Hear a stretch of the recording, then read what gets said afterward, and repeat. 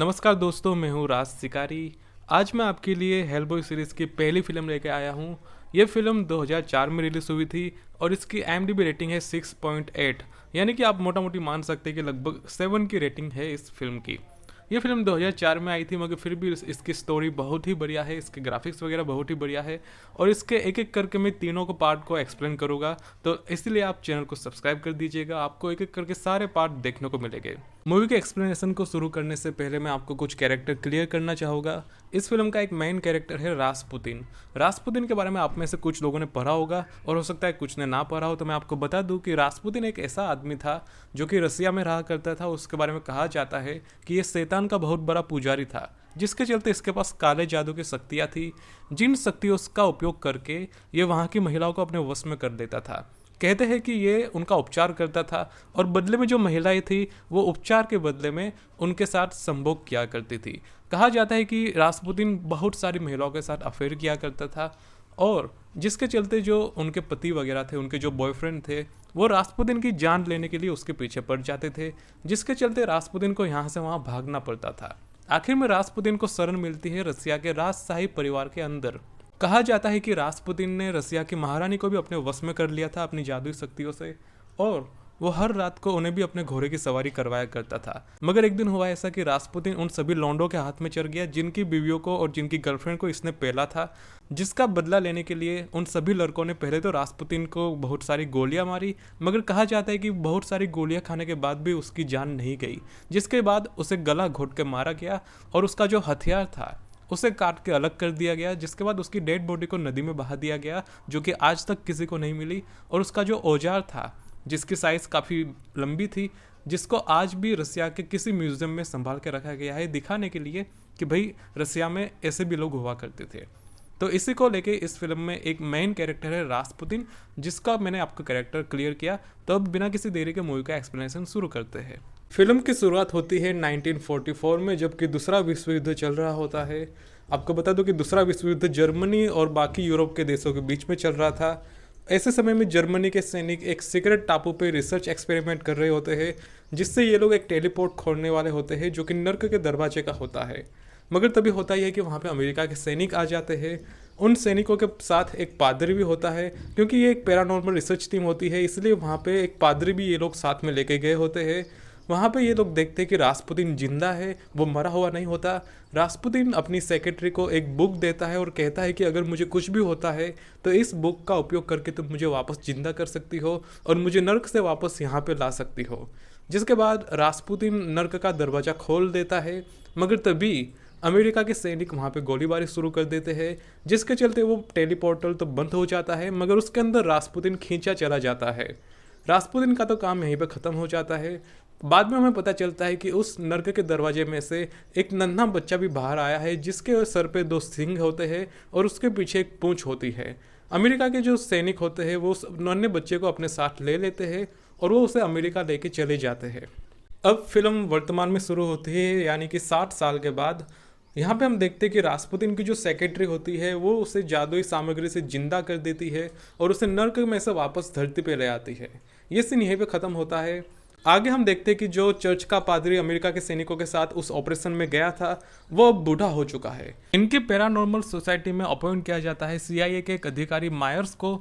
Myers जब वहाँ पे आता है तो वहाँ पे वो एक समुद्री जीव को देखता है जो कि बहुत प्राचीन होता है। लोग इसे वहाँ पे फिशमैन कहते हैं, जो कि पानी के अंदर ही रहता है और उसकी उम्र बहुत लंबी होती है, इसलिए वो वहाँ पे पढ़ लिख के अपने आप को ज्ञानी बना रहा होता है, जिसे देख के मायर्स हैरान हो जाता है। जिसके बाद मायर्स मिलता है हेलबॉय से, जो कि अब बड़ा हो चुका होता है, वो एक पूरा आदमी बन चुका होता है। आगे हम देखते हैं कि ये तीनों एक म्यूजियम में ऑपरेशन करने के लिए जाते हैं, जहाँ पे कुछ प्राचीन जीव देखने को मिले गए होते हैं, जिसे ये लोग फाइट करते हैं। मगर जब ये फाइट कर रहे होते हैं तभी हेलबॉय को चोट लग जाती है।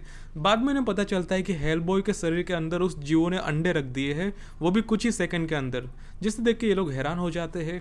ये सीन यहीं पे ख़त्म होता है।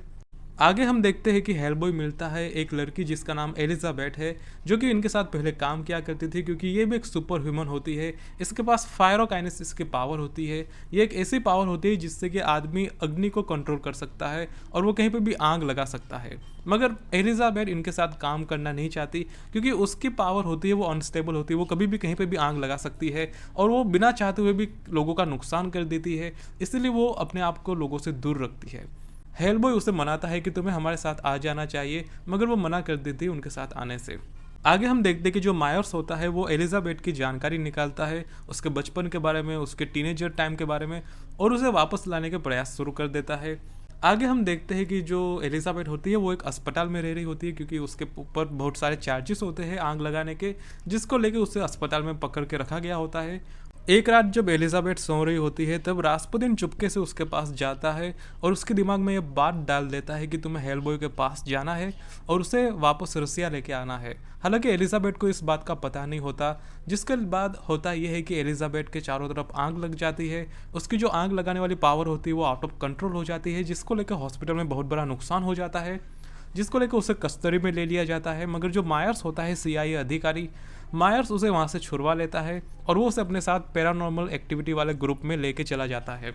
यहाँ पे हमें पता चलता है कि जो मायर्स होता है उसे एलिजाबेथ पसंद आने लगी है, मगर वो अपना मुंह नहीं खोल पाता, वो चुप रह जाता है। जब ये लोग ऑफिस जाते हैं तो हेलबॉय देखता है कि मायर्स एलिजाबेथ को वापस लेके आ गया है, मगर वो कहीं ना कहीं इस पर डाउट भी करता है कि मायर्स कहीं ना कहीं एलिजाबेथ को पसंद करने लगा है, जिसको लेकर वो काफ़ी दुखी हो जाता है, क्योंकि हेलबॉय को भी एलिजाबेथ पसंद थी, मगर वो बता नहीं पाता और इनकी जोड़ी कभी बन नहीं पाती, क्योंकि ये है बेल का बच्चा और एलिजाबेथ है मनुष्य। इसलिए इनके बीच में कभी भी प्यार शादी वगैरह कुछ भी नहीं हो सकता, जिसको लेकर हेलबॉय बहुत दुखी रहता है। एक दिन जब मायर्स और एलिजाबेथ जब बाहर घूमने जाते हैं और वो बाहर कॉफ़ी पी रहे होते हैं, तो हेलबॉय चुपके से उनके पीछे पीछे जाता है और उन्हें देखता है कि ये लोग क्या कर रहे हैं। हेलबॉय ये सब देख रहा होता है, जिसके बाद वो अपने आप को रोक नहीं पाता। वो एक छोटा सा पत्थर लेता है और मायर्स के सर पे दे मारता है, जिसके चलते इनकी जो मीटिंग होती है ये खराब हो जाती है। ये सीन यहीं पे खत्म हो जाता है। आगे हम देखते हैं कि जो प्रोफेसर होते हैं जिसने हेलबॉय को बड़ा किया होता है इतने सालों से, उनके पास रास्पुतिन जाता है। रास्पुतिन उन्हें बताता है कि तुम्हारा जो मुंह बोला बेटा है हेलबॉय, वो असल में शैतान का बेटा है और उसी के चलते धरती पर नर्क की शुरुआत होगी, जिसको ये बताता है। और जिसके बाद वो प्रोफेसर को मार देता है, जिसकी मौत से हेलबॉय बहुत दुखी हो जाता है, क्योंकि जो प्रोफेसर होते हैं वो उनके पिता समान होते हैं और वो उन्हें पिता कह के बुलाता है, क्योंकि उन्होंने ही उसे बचपन से बड़ा किया होता है। हेलबॉय को इतना दुखी देखने के बाद जो फिशमैन होता है, फिशमैन एलिजाबेथ से कहता है कि तुम्हें हेलबॉय का ध्यान रखना पड़ेगा, क्योंकि अब हम सभी अकेले हो गए हैं, हमारे पिताजी अब जा चुके हैं दुनिया को छोड़ के। ये सीन यहीं पे ख़त्म होता है। अगले सीन में हम देखते हैं कि जो रास्पुतिन होता है, रास्पुतिन रसिया के एक सीक्रेट मिलिट्री बेस पे जाता है। वहाँ पे वो एक सीक्रेट पत्थर को निकलवा लेता है वहाँ के म्यूजियम से, और वहाँ के जो अधिकारी होते हैं उन्हें वो बहुत सारे सोने के बिस्किट दे देता है, जिससे कि वो अधिकारी उसे ले जाने देते हैं उस पत्थर को। जिसके बाद हेलबॉय और उसकी जो टीम होती है एलिजाबेथ और मायर्स के साथ, वो लोग निकल पड़ते हैं रसिया जाने के लिए। उन्हें कुछ प्राचीन मैन्यूस्क्रिप्ट मिलते हैं जिसमें रसिया का उल्लेख होता है, वहाँ पे जो शैतानी चीज़ें चल रही होती है उसको लेके वहाँ पे कुछ डिटेल्स दी गई होती है, जिसको लेके ये लोग जांच पहचान करने के लिए वहाँ निकल पड़ते हैं। एक सीन में हमें बताया जाता है एलिजाबेथ और हेलबॉय के बीच की बातचीत, जिसमें हेलबॉय कहता है कि देखो, मैं चाहता हूँ कि मैं मनुष्य बनूँ, मगर मैं जैसा हूँ मैं वैसा ही हूँ। मैं इस चेहरे का, इस शरीर का कुछ भी नहीं कर सकता। काश मैं मनुष्य बन सकता तो मैं तुमसे शादी कर लेता, मगर मैं नहीं बन सकता और मैं इसका कुछ नहीं कर सकता। जिसके बाद ये सीन यहीं पर ख़त्म हो जाता है। जब ये लोग रसिया पहुँचते हैं तो वहाँ पर ये लोग एक कब्रिस्तान में जाते हैं। वहाँ पे हेलबॉय एक मुर्दे को जिंदा करता है एक तावीज़ के उपयोग करके। आगे हम देखते हैं कि जो मुर्दा होता है वो हेलबॉय और उसकी टीम को लेके जाता है एक तहखाने के अंदर। उस तहखाने में बहुत सारे लोहे के औजार होते हैं, जिससे कि वहाँ पे आने वाले लोगों को रोका जा सके, मगर फिर भी ये लोग वहाँ चले जाते हैं। हालांकि ये लोग सब अलग अलग हो जाते हैं और ये लोग एक जगह पे नहीं रह पाते। हालांकि इनके बीच में एक रेडियो कांटेक्ट होता है, ये लोग रेडियो पे बात कर सकते हैं। आगे हम देखते हैं कि एलिजाबेथ और मायर्स के सामने बहुत सारे नर्क के जीव आ जाते हैं, जिनका सामना ये नहीं कर पाते।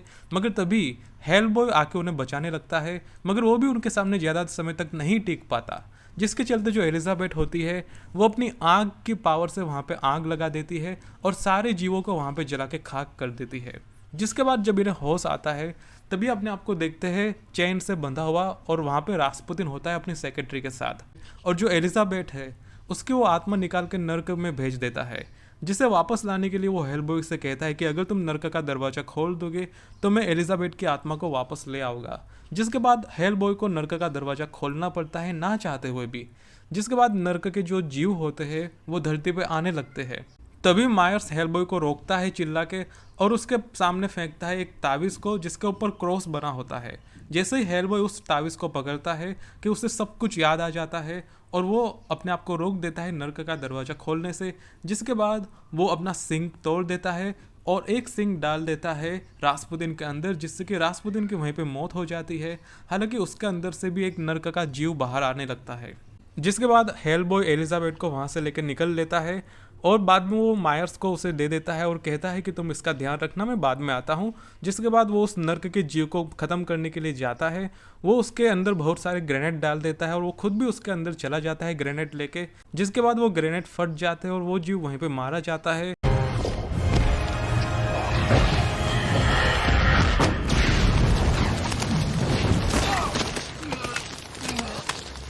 जब उस जीव को मारने के बाद हेलबॉय वापस आता है तो वो एलिजाबेथ को नर्क से बुलाता है। जिसके बाद उसकी आत्मा नर्क से वापस आ जाती है और जिसके बाद ये दोनों किस करते हैं, जिसे देख के मायर्स को थोड़ा दुख होता है मगर वो चला लेता है। जिसके बाद ये फिल्म यहीं पे ख़त्म हो जाती है। इसके अगले पार्ट को मैं कल ही अपलोड करने वाला हूँ, तो आप चैनल को सब्सक्राइब कर दीजिएगा। और अगर आप मुझे इंस्टाग्राम पे फॉलो करना चाहते हैं तो मैंने अपने इंस्टाग्राम आईडी का लिंक नीचे दिया है, आप वहाँ से क्लिक कर सकते हैं। सो इट इज़ मी राज शिकारी साइनिंग ऑफ।